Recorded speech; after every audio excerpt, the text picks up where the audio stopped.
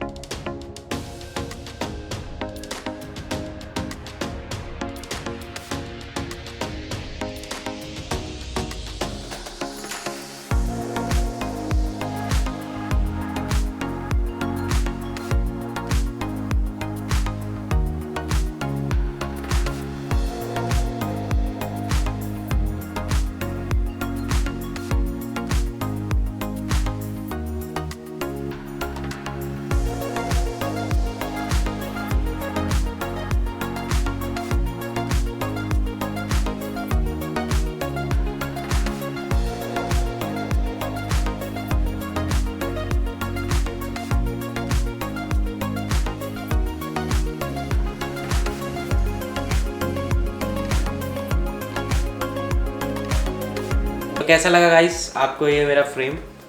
बहुत मज़ा आएगा, आप भी बनाएं, बहुत शानदार लगता है, बहुत इजी प्रोसेस है, मैंने आपको काफ़ी इजी करके बता दिया है, ठीक है। बाकी आपको कोई भी डिफ़िकल्टी लगे कमेंट तो है ही, हमारे व्लॉग चैनल भी है टूपिंग व्लॉग्स, उसको भी जाके सब्सक्राइब करें और माई फोटो प्रिंट को तो करना ही है, और ऐसी बड़े बड़े वीडियोज़ के लिए। Thank you so much for watching my photo print.